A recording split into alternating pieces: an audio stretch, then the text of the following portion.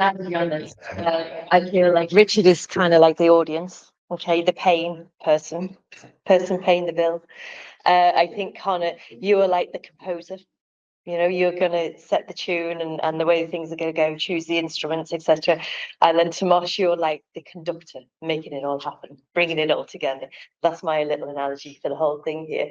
And Richard, I'd like to ask you, if we think about new buildings in this question, are you putting any different requirements on your contractors when they build and design and build a building for you now, given the output that you want in terms of ESG and this productivity, operational and the happiness of the occupants of the building?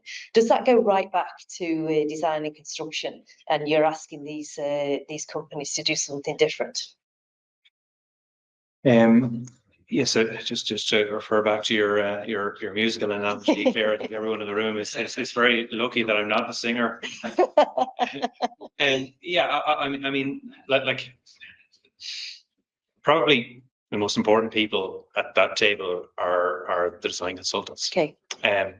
Typically we tell the design consultants what we'd like.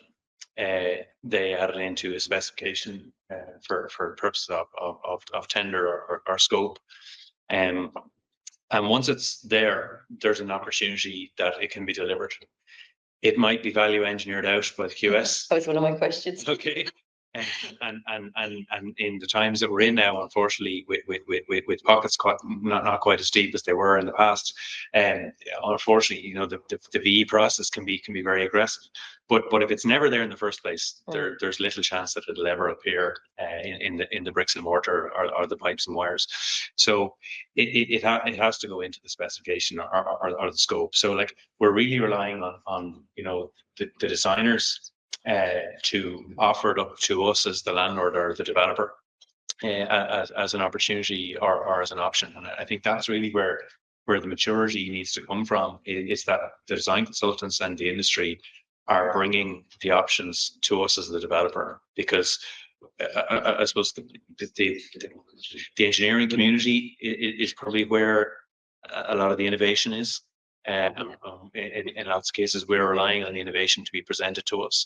Now, Tomas mentioned a couple of resources there that are, very innovative and creative. And I think there's a responsibility on us as a developer, and we consider ourselves one of the market leaders in terms of bringing technologies to the market. And sometimes we're bringing the technologies to the design consultants. But I think it has to be on the table from day one. Okay. Otherwise, it's expensive, it's difficult, it's challenging and complex to add it in retrospectively, and that's what we're trying to do.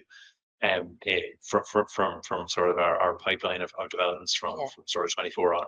Okay, and so I guess kind of in an ideal world, if it's not value engineered out, I guess it's two questions really. One, if it's not value engineered out, are the requirements at that very first stages that you need in order to deliver on the promise to the client? And is there pushback? I kind of know the answer to that, by the way. It's my first question. You can answer that. Yeah, I suppose, look, to push on from that, a lot of this stuff to build foundations, it actually doesn't cost a whole lot extra to put in. A lot of these systems are going in anyway. Mm-hmm. You might just press a specific setup or a specific hardware to go in with that. So typically we don't see massive cost cost in that. Richard, you might say different, but I honestly think that there's not much uplift to get it to a certain point. We write our specification. We do an MSI spec for like Tomas, but we also do the smart building specification, which supplements all the other specifications to go out. So M&E would have this to conform to, and all the other subsystem providers would also conform to that. So again, VE comes in absolutely, and part of our job is trying to understand the ROI and so it is. So it's very easy to understand an ROI. Sometimes it's not, particularly around the people focused stuff. So you're saying productivity. I go back to my rule of trees earlier. €300 square foot for a person. So I don't find if you afford enough to client like I will, they get that. That not everyone does. Sometimes you've got the accountants making a decision. They don't look at the wider picture. So we struggle with that sometimes. But again, forward thinking clients, a lot of communication. And yeah, typically we get a lot over the line. Yeah, okay, thank you. And so Tomas, you know, we all know that data is king here, and queen and prince and princess and all of this that we do. So getting the data speaking the same language, and you spoke about that, Connor, as well, and being related to each other and understanding how it fits into the bigger picture via an ontology, etc. I mean, that surely has to start way down the line. And I know you're involved in stage 3, so maybe you can oversee the other players to make sure that they provide this information and data in a correct format that can be used in operations. And I know from personal experience, there's a lot of pushback in the industry around this because of the fear of the unknown. We've always done it a different way. Why do we change? I mean, we saw that with BIM right at the beginning. It was like, whoa, like stop this, like we can't do it. Now people do it, right? But they do it in varying flavors. And when asked for, this is a very long question, sorry. when asked for digital delivery, you know, digital delivery might mean I emailed you a PDF.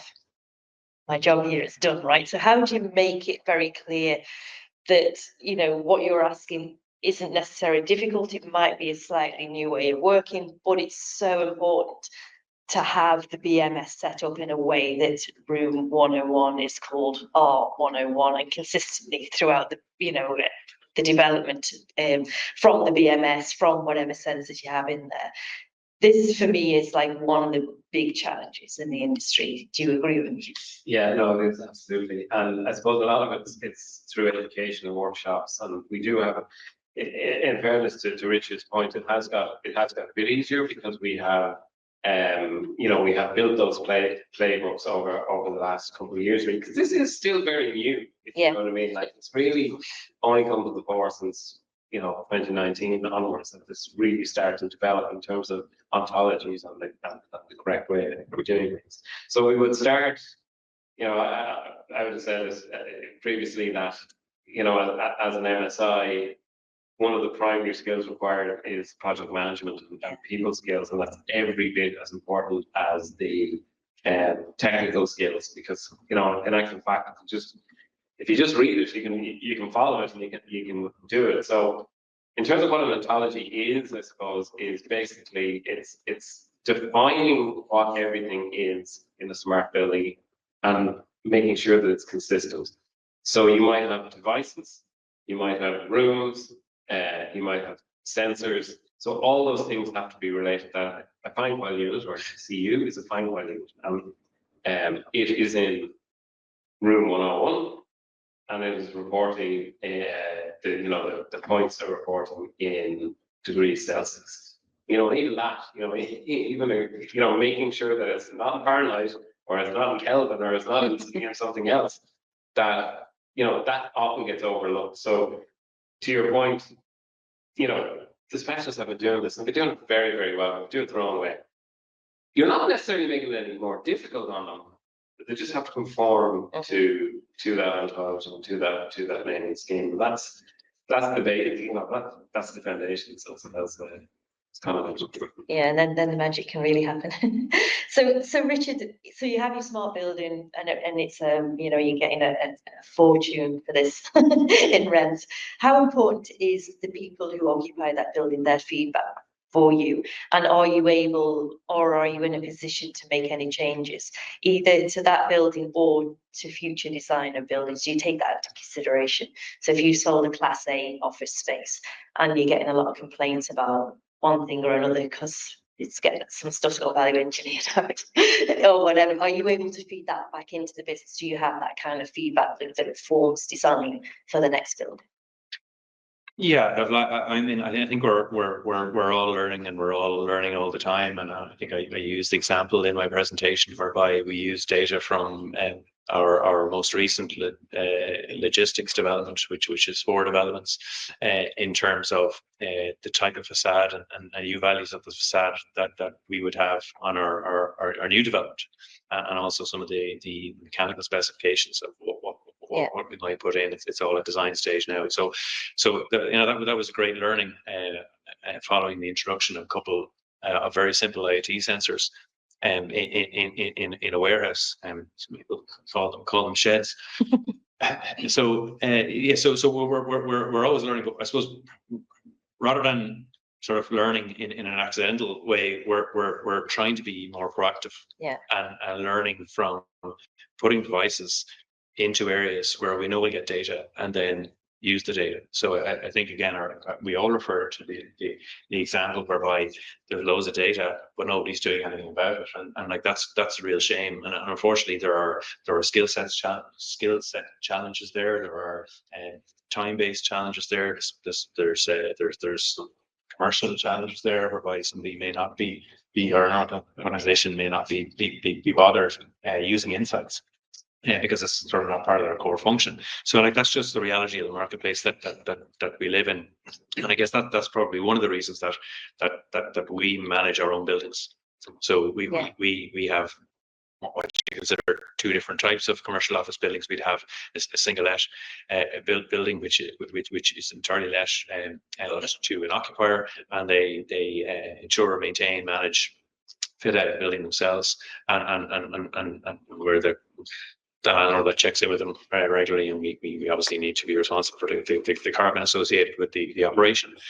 But then when you come to a multi-tenant building whereby you might have 3, 4, 5, 6 and more occupiers in a building, they're the buildings where we have more of a responsibility in terms of the energy efficiency and comfort level of the spaces, because we're providing a service to the occupiers with the primary plant, and that's where we have more access to data, and we're trying to use the data in a more real way. And we're working with your organization on a couple of projects, and that's, you know, that in itself is learning. So yeah, I remember we're you know, I think we're all, one of the things we all said to each other when we walked in the door there is that we're all busy, and I think we are all busy because we're you know, the market is busy, but you know, we need time to reflect. We need time to sit down and understand what we're doing, the direction of travel we're going in, what we're going to do with all this data. Are we collecting the right data? Are we using the data? Is there other data we're not getting that we should be getting? And again, that's all part of the conversation. And you know, I think we probably need to press the stop button and sort of check ourselves and understand, you know, are we going in the right direction of travel, or are we just following the crowd? Yeah. No, perfect. Thank you.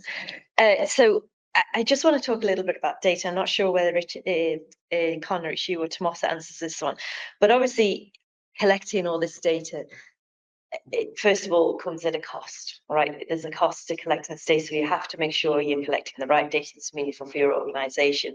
And secondly, everybody's spoken about, you know, islands of data, siloed data, and each company that's either giving the sensor or whatever, BMS, prime example, right? Sometimes it's proprietary, sometimes the company want to keep hold of that data, and they want to make sure it's only their partners that, you know, do all the upgrades and everything. So this whole data kind of network is quite complex, and I think you've said this already, but there is a cost to data. Do you ever get asked this question? How much is this going to cost me in terms of a data cost? And secondly, do you also have challenges in getting access to the data that the companies, the tech companies, want to keep, because that's a revenue source for them?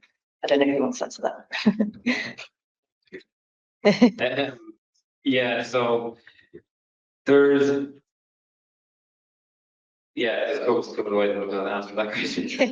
So we talked about that independent data layer, and the ideal is that all the data will live there. And the important thing is, first of all, is that that's the client's data. So whoever's paying for it, if it's iPhone or if it's Google or whoever it is, they own that data. Yeah. And you know, I think a couple of years ago, that was maybe a rare point where, you know, a lot of the SaaS providers, you know, say, no, this is our data, and you know, we'll give you the insights on it, but we're not owning it. That has shifted, I think, a lot. Usually when we're specifying sensors, as I was under sensors, we'll try and go with sensors that don't require a SaaS platform with it. So we have direct APIs. We're pulling the data directly from to the independent data layer. One system that I'd argue should go into every smart building is a space analytics system. Yeah. Typically because of the processing that's required to actually analyze that data. those systems, nearly all of them require a SaaS platform, so you're paying a monthly fee. That's probably the greyest area. They will give you the data, but it's rarely the raw data. Yeah. It's their it is their qualified data that they send to you, which generally is good enough, but it absolutely belongs to the client. And if you're, let's say we're the managed service provider, we're managing the LPL, we have to be in a position to handle over all that data, maybe at the end of the 3 years. Just with it again. And there's also a conversation about footprint of data. Oh, that's the next one. Thank you. Just to add to that as well, when we specify put our specs together, we would always say the data belongs to the client. It must be provided in raw format at a period of time should the client request it. So we kind of cover it that way, and that's obviously very important. So yeah, no, that's perfect. Yeah, thank you. So does anybody have a question? I'm hogging the floor here. Does anybody? Yeah, hang on. I've got my phone. I think that's a record for CitA. I don't think Ben's inspections was set last Saturday. Pretty relevant. But when questions around that, there's a lot of effort goes in at the beginning of a project at the design stage to get that data BIM model around construction, things like that. So it seems to me that when it comes to this stage, a lot of it is jettisoned. And it's not, instead of value to that data, we've made a new data lake, which is all your sensor data, things like that as well.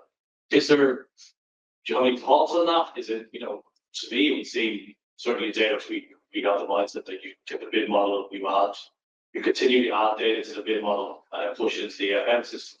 So you can then see the design, while looking at your sensor data, the design intent around that room. BIM is object based and room and zone based anyway. So a lot of that basic stuff is there. And if you have exact room 101, if it's all in one object or one zone, room 101, you can just change it to or change everything. So is there a reason or is there a drive? Do you see any drive towards that? That instead of jettisoning information, we're just adding to the original design information, which is what we do in construction. And it doesn't seem to happen as much instead of not. Okay, you might be the best one to answer that. I suppose from a maintenance point of view of that BIM model, I think that's where it falls down a lot of the time, that there's no one there to maintain that BIM model that's been created. Typically it'd be pushed to FM and they might have the relevant skill set to maintain that. We would pull data from BIM absolutely during construction and for tomorrow's team to create their asset registers and put it into a smart BIM platform. That's something that they would do. But I think it's clear, but no, that's probably better than anybody. But if you do use a digital twin, put a digital twin together, you can maintain that model and carry it through. So and I think like a red model or whatever, it's not a place to put data anyway. So you've got to pull the information out and have it in a platform that can ingest data and have data. But it's, for me, it's the starting point. You have to have, for me, that use that BIM model, use that foundation for whatever you're going to do next in your smart building application, because it does give you all the information, the entire ULMs and everything to that foundation, information, the geometry, data that's born out of the BIM process. But what your data in Revit is like that. Well, I don't necessarily agree that the BIM model doesn't have to be a Revit.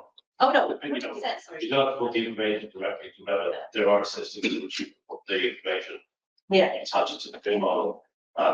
Where you were point about updating that, sure, I could have a design team that have a BIM modeler. It shouldn't. And if you just make a data file that push up into whatever system, it's not rocket science. I think we get told it is, but it's not. It's just pushing out Excel sheets into BIM models. It's not that difficult. You're updating. You change the use of a building, move a few walls. You've got to go and redesign your data structure and your sensor data structure again twice. So you're doing it twice. It just seems like we're doing almost everything twice. I don't see the need for it because there are tools out there, lots of them, that you don't have to do that. Yeah, again, I have back to the horizontal architecture again. So depending, because everyone's BIM journey is a little bit different. I mean, so it depends on the project and actually, you know, the design team and the client, what level of BIM they want to deliver at the end of the project. If they have a very detailed BIM model, I think, you know, working with something like Winnet and actually using that for the performance model and the maintenance model is perfect. But using that horizontal architecture idea, you're plugging in all this into the same data layer. And if you have a platform that, and I know you're not specifically talking about Revit, Yeah. but if you think, you know, think of the BIM, the whole life cycle of BIM, really it coexists. It's not that it coexists, it's the same thing we're talking. Like that whole BIM, that whole life cycle of going from design right through to maintenance. It's systems like this that can deliver upon the I suppose the vision of BIM. So I suppose, I mean, I didn't mention in the sense that it's kind of the norm now, you know, depending on, you know, some people just build a simple 3D model. We will take the floor plans from that, and whatever, and build it in the systems. If it's more developed model, can of course write back to a digital twin. But it really depends on what. There's actually been a bit of pushback lately on the value of going, you know, with a high level of detail in BIM. I don't know if you've seen that amongst clients. So I would more think, when I think about BIM, I think of that full life cycle, and I think it's perfectly in line with what we're doing with Smart. And that's how I understood the question. I think you're talking about updating it though, continue to utilize. I think you're talking about more updating it though, you know. Well, it's the need to update it. Yeah. Just like, just there's 2 data silos.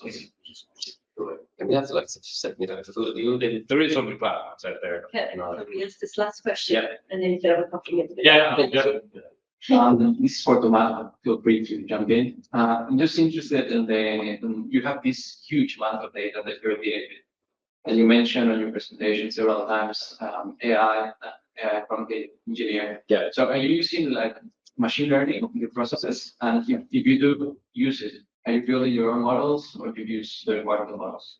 Yeah. So yeah, it's actually that one of the images up there was the Google owns Key, so the 2 towers there. There's 50,000 data points in those towers that report every 5 minutes. So that's everything from room sensors to flow rates to coffee machine sales, all that feeding in. So it's massive. So we use with our platform, it's AWS based. So we use some of the tools within AWS, you know, machine learning and anomaly detection to actually kind of find anomalies in the data. We run our own scripts in that, and then we surface the insights from that. We're also, you saw me mentioning the happy score. Probably didn't mention it, but anyway, the happy score is basically our own score, and it basically represents how the building is meeting the needs of its occupants. It's a simple percentage score. It's based on an algorithm that we have built. But we're currently working with DCU to actually build an AI model that will come up with that score itself. So again, because the data is just getting so big, you know, is our algorithm really accurate?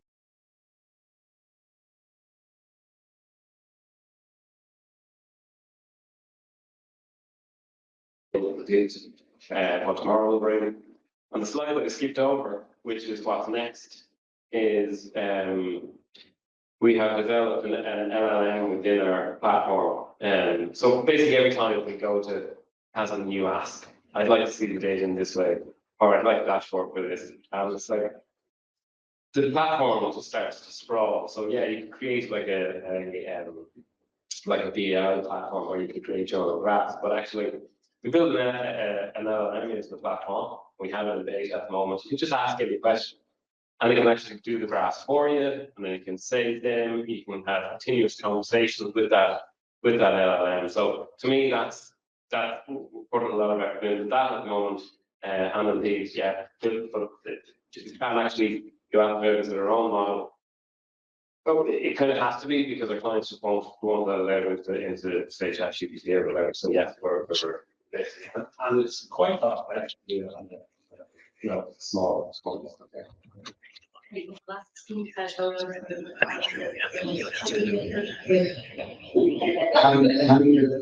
Fantastic. I think it's great, the discussion is happening, on, getting ontology coding and getting the standardization. There's some topics to unpack there. And I think it would be really, really important for you guys to be giving your insight to, Ireland and the national decarbonisation, because this is the last CitA event of the year. Our, 2030 ambitions are, 4 years away. I mean, we have massive jobs being, and how the public sector is going to do this, how the national asset registry structure that look to you, tell us on like we need and standardized ontology for the capital works management plan and things like that. So just so how when you do get space to reflect into saying you might see in the next couple of years try and get your insight into the public sector. Yeah, I think it's something we'd all love to do. Everyone here would love to add to that and give our 2 cents on it. But it would make a lot of sense to put that in place. They look at their portfolio as an overall portfolio of side of business, and they don't have their college slash performance buildings and just start having use of that. How to getting a bit of advantage with them, I suppose. And the public sector are very slow. So on this smart Dublin are Canada. Smart Dublin and Smart Docklands. Jamie, yeah. That's a whole group of, I suppose, the councils and a lot of the, I think I cover most of the landlords involved and, a lot of the large employers, and we're trying to see, how can we combine all this data? The data is brilliant stuff. Smart Dublin, well. I'm also encouraging, we recently finished a market out there for the National Transport Authority, and they have some smarts in that as well, albeit very close, but it's encouraging to see how they are starting to embrace it and have been to some losses. Okay. As well, so. I might bring things to a close, if that's okay. Thank you so much. Thank you. I could just hold you for maybe 3 or 4 minutes. You're not allowed to leave the room just yet. So if our speakers could maybe just return to their seats. And for the benefits of those who are here, for those of our people online or will be listening to this recording, I just want to send out a big thank you to our speakers today, to Richard, to Conor, and to Thomas for 3 excellent presentations, and to Claire for her masterly art of chairing the event. Thank you so much. So I just thought I'd take a few minutes of your time just to reflect and look forward to 2025. So, I mean, it's been an interesting year for CitA. Lot of successes. Our SkillNet, CitA SkillNet network has really outperformed and has been doing so for many, many years. One of the longest established training networks in the country. Over nearly 7,000 training days, nearly 600 employees, and over nearly 100 companies have benefited from this funding from SkillNet Ireland. And indeed, we're looking forward to a very buoyant 2025 as well. So thank you to all those companies that took up the opportunity for funding. The range of courses was very interesting. Obviously, a lot of technical courses like building information modeling, but also soft skills, health and safety, mindfulness, mental health, bias, cognitive bias, and so on. Lots of interesting programs, and so we're absolutely delighted with the performance of this network. In regard to our the initiative itself, there's a training needs analysis to be done to prepare for the 25 tender. So, we'll be sending that on. So completing that training needs analysis is really important. And we're also got a number of courses that are still, we're still actively recruiting people on. So again, thank you really so much for your support there. We had a great event in October in Limerick. We looked at artificial intelligence. And I think the 3 things I can take away from that there was a lot of kind of, I suppose, learnings from that. But, you know, certainly the first thing was that we need to learn and upscale in AI. Implementation is key. There's a lot of talk about piloting AI, a lot of talk about, you know, bringing maybe AI expertise into your business, partnering with AI companies, and of course the whole idea of monitoring as you start to pivot towards AI, monitoring its implementation. I think it is early days for construction, but we really were bowled over by the reception that we got in Limerick. We got, you know, 130, 140 people there. We're happy with those numbers. We're happy with those numbers, and the presentations and the speakers were superlative. It was absolutely fantastic, and so a real highlight. When it comes to our next project, which is the SkillNet MNC Accelerate event, we've two principal responsibilities under this project: to build a platform and to run a series of regional events. We've held 2 regional events so far. We've another one next week in the Midlands in Portlaoise, and then hopefully we go up to Sligo towards the end of the year. And the platform is developing quite nicely, and we're engaging with a whole new community here, and very much a regional message. Any of you watched RT last night would have seen the debate around housing. It's a huge issue, isn't it, for the election? And I think MMC will play its part in that.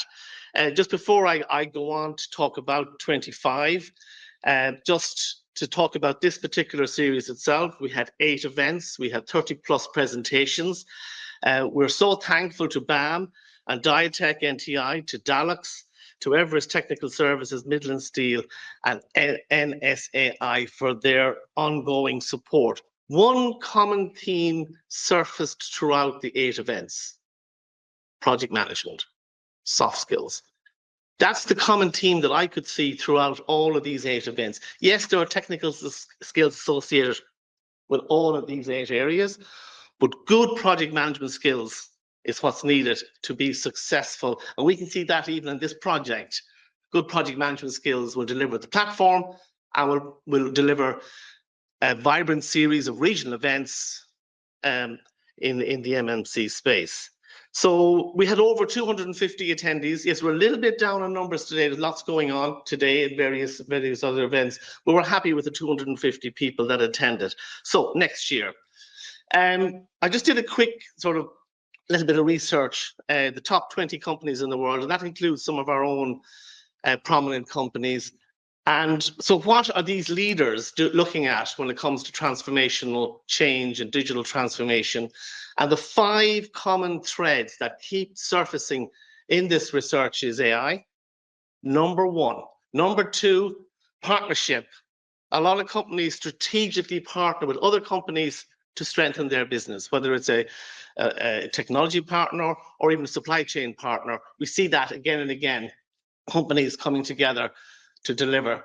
Cyber security, data security, huge issue, protecting your data. That also surfaced quite prominently. Modularization, modern methods of construction is coming to the fore. The idea of industrializing construction, you know, making it smarter, more tech, and also just-in-time installation on site. It's more sustainable. It might cost more, but it can deliver so much quicker for many of these companies, and of course the environment.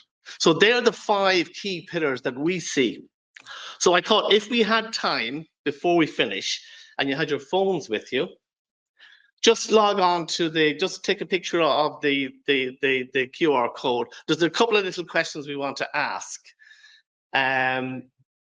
So maybe a few thumbs up once you have it.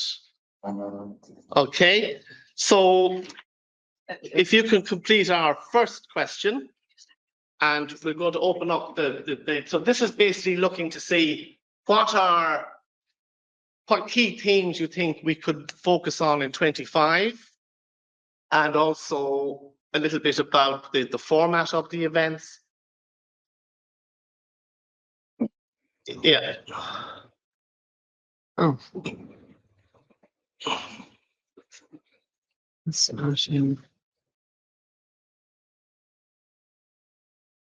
We're just trying to get the thing up on the screen. Listen, we appreciate this. Next week, sorry, this Thursday at 12 o'clock, we're meeting members and networks online. And next Thursday at 2 o'clock, Thursday week, we're also meeting with the group. And the whole idea is to get feedback from the current members and our network to look at what to focus on in 2025. No, that didn't have it in this one. It's in this one. No, okay. We can see the results here, but I just need to get it up there. Can you Okay, so there's no clear winners. present or someone here? Click to present. Now, this is present. This is what's on the white screen. Oh, Well, I'll give you the answers, but we can't see them. How would it be?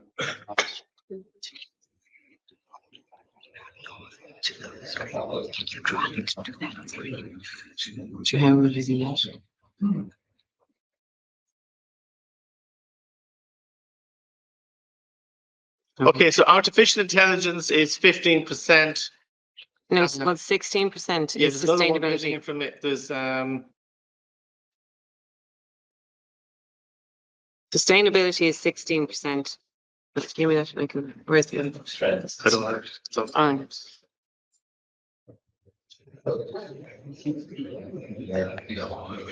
I was not.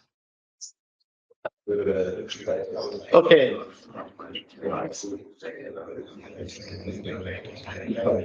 I was not just sharing it there. I think it's gone. Just a second. Okay, there we go. No, You nearly had it. it's a different HDMI setup today. Ah, Yeah. But then you can't see it over there. Okay. okay. Wow. We don't have a clear winner, do we? Actually, let me comment on the floor about that. I know it was a small group. Sustainability in the green construction tech. Okay, obviously we're going to try and get more data on this this Thursday and Thursday week, and to see if we, but again, no clear winners in that. Second question. Can we go to the, going to go back to the QR code again? Yeah. Yeah. Okay. Did that all show up on your? Yes. Is it? Oh, We have to wait for them to submit their answers. right. Okay, only 2 people answered, but anyway, then it's still yeah, if you don't mind. Yeah. What? We can't answer to you're on this page, we've only just got access. Okay, sorry, apologies. Yeah.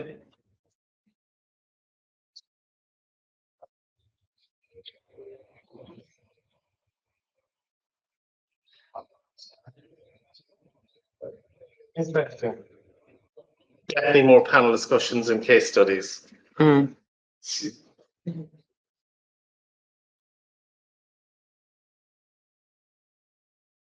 Hey. Okay, good. Oh, sorry. Will I go on to the next one? Is everyone Yeah. answered? I think there's only one more question. You're very good, by the way, to stay with us for this length.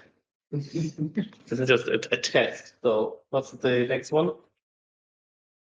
Kind of in my way, so I can't. Or what challenges do you face in digital transformation? I think it takes a while once I've gone on. Yeah, that's for fine. them to Yeah, see. that's the last question, isn't it, Paulina? It is, thank you. Oh, look at this. Yeah. So it's lack of skills, isn't it? Lack of people, lack of talent, yeah. Not lack of talent, but lack of people, yeah.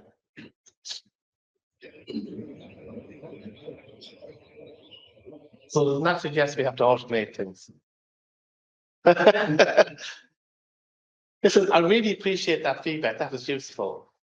So we'll keep gathering data on this over the next few weeks, and then we'll announce our plans for 2025. Yeah. Yeah. Okay. Listen, thank you everyone for joining us this morning, and thank you again, Claire, and to Richard and Connor and Thomas as well. Thank you.